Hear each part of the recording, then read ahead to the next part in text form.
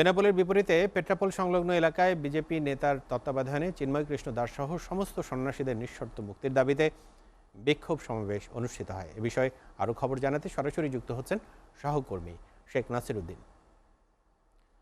নাসির, পেট্রাপোলের সমাবেশের পর সেখানকার সার্বিক পরিস্থিতি আমাদেরকে জানাবেন, কি বললেন সেখানকার নেতারা?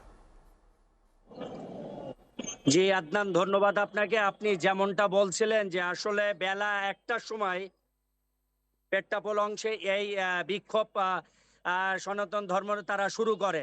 এখানে আসলে প্রধান অতিথি ছিলেন শুভেন্দু ঘোষ, শুভেন্দু অধিকারী, তিনি প্রধান অতিথি ছিলেন এবং 4টা নাগাদ এই বিক্ষোভ সমাবেশ তারা শেষ করে বলে যেটা আমরা দেখেছি বা শুনেছি।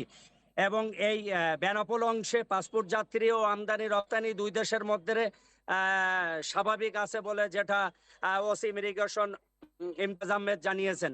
তবে শুভেন্দু অধিকারী আসলে বিভিন্ন দাবি দাবা তুলেছেন এবং আলটিমেটামও দিয়েছেন এবং এখানে বেলুন উড়িয়ে আসলে বিক্ষোভ তারা দেখিয়েছেন এবং চিন্ময়ের মুক্তির দাবিতে বেলুন উড়িয়ে এখানে আসলে তারা প্রতিবাদ করেছেন।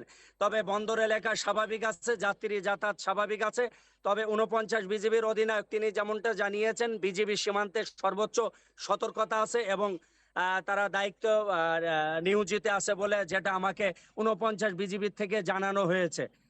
এখন সর্বশেষ পরিস্থিতি সবকিছুই স্বাভাবিক আছে। তবে বিক্ষোভকারীরা পেট্টাপোল ছেড়ে চলে গেছে। তবে তারা বিভিন্ন আলটিমেটাম দিয়েছে যাতে আমদানি রপ্তানি আগামীতে হয়তো বা বন্ধ করে দিতে পারে। এই ছিল সর্বশেষ বেনাপোল স্থলবন্দর থেকে। জি নাসির, আপনাকে অসংখ্য ধন্যবাদ।